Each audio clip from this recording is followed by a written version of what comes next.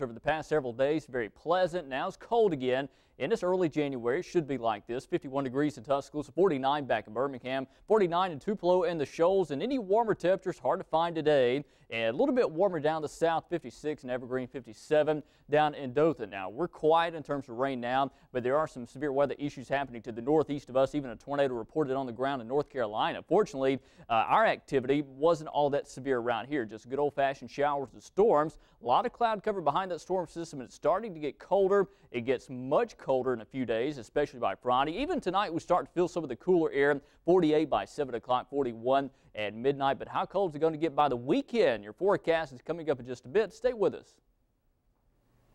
All right, thank you, Richard. Well, some are calling it a fairy tale, others triumph after tragedy, but it doesn't matter which one you call it. The national championship continues to spread some happiness to residents of Tuscaloosa, especially those Alabama fans after April storms.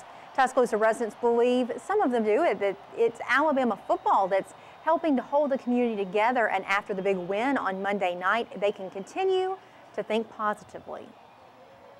It takes our minds off of what happened into the negative to a positive. You know, the positive is we won the national championship, and the negative was the tornado had happened. You know, it takes our mind off of what happened back then and put it on what's happening now. And the city of Tuscaloosa is reminding people they can show their crimson pride for Bama's national championship win by purchasing a houndstooth bracelet or magnet. Now, all the proceeds go to help with storm recovery.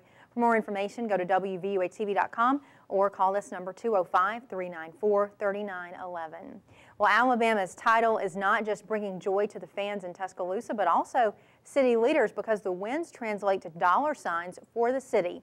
Not only do city leaders say it helps with economic development, but it also helps raise money for tornado relief. Mayor Walt Maddox says with the recent success of the Crimson Tide football program, the city of Tuscaloosa is seeing enhanced economic development.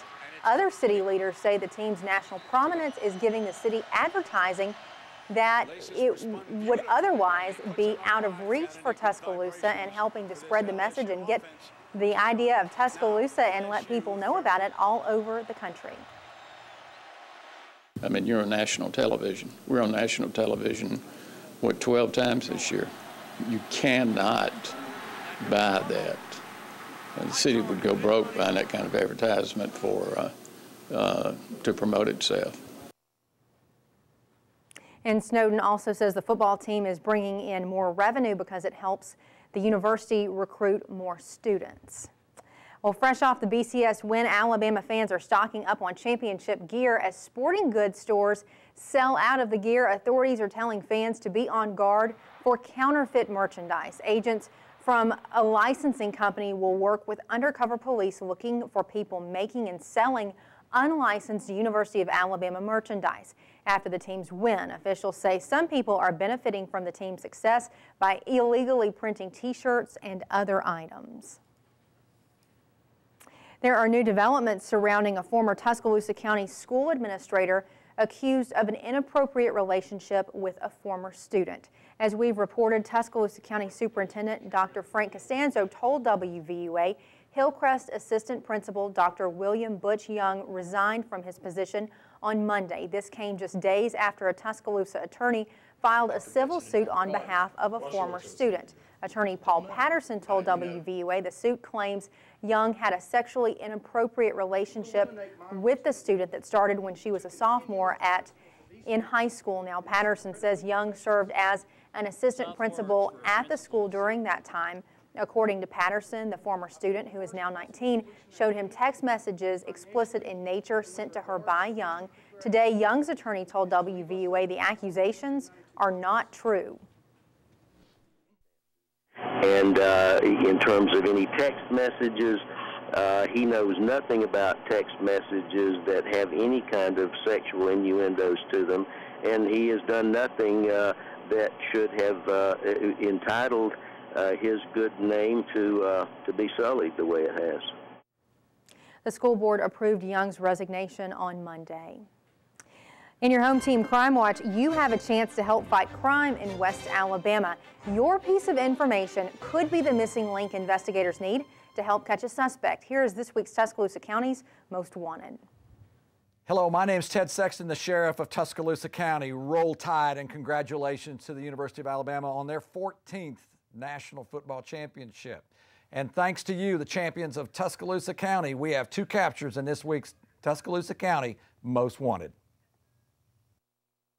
Kendrick Woods was arrested on the charge of burglary in the first degree and other charges, captured 346. Douglas Keith Matney was arrested on the charge of robbery in the first degree, captured 347. Let's keep rolling. We need your help this week in finding more of Tuscaloosa County's Most Wanted. Brian Matthew Adams, he's wanted on the charge of burglary in the third degree. He's a white male, 29 years of age. He's 5'8", 187 pounds, with brown hair and brown eyes. Now, he was last known to be living on Hickman Chapel Road in West Blockton. Michael Cardell Ford, he's wanted on a charge of robbery in the second degree, robbery in the third degree, and other charges. He's a black male, 23 years of age, 6'3", 185 pounds, last known to be living in the 400 block of 20th Street East in Tuscaloosa. Jawan Markey Hunter, wanted on a charge of robbery in the first degree, 3 counts. He's a black male, 18 years of age, 6'2", 218 pounds, black hair and brown eyes, last known to be living in the 1700 block of 40th Avenue in Tuscaloosa. If you have any information on these as well as others wanted by the Tuscaloosa County Sheriff's Office, please call us at 205-464-8672 or go to our website, www.tcsoal.org. You can like us on Facebook and follow us on Twitter. Working together, we'll continue to make Tuscaloosa County a safer place to live. Ron Vandersloot has admitted to murder in a Peruvian courtroom today. He told a panel of judges he killed 21-year-old Stephanie Flores in his Lima hotel room back in May 2010. Vandersloot's attorney previously said he planned to plead guilty in hopes of earning a more lenient sentence. Vandersloot has been considered the prime suspect in the case of Alabama teen Natalie Holloway, who vanished back in 2005 on a graduation trip to Aruba. He was arrested twice but never charged in connection with Holloway's disappearance. That case is still unsolved. The first step has been taken to make the intersection of Sam Sutton Road and Highway 82 safer. Tuscaloosa County officials, as well as the mayors of Northport and Coker, met earlier this week regarding the intersection. Now, as we have reported, 3 men lost their lives in a car crash at the intersection in late December. According to Tuscaloosa County Commissioner Don Wallace, county workers placed rumble strips on Sam Sutton Road leading up to 82 last week. Wallace says this is an effort to warn drivers of the approaching stop sign, and he says this may not be the last effort to help improve the safety of that intersection. The Department of Transportation was already working on a study, and so we'll have some results back from that hopefully in the next few weeks to see if there's anything else that they think we should do to help that intersection. According to Northport Mayor Bobby Herndon, 5 people have died at the intersection in the past 5 months.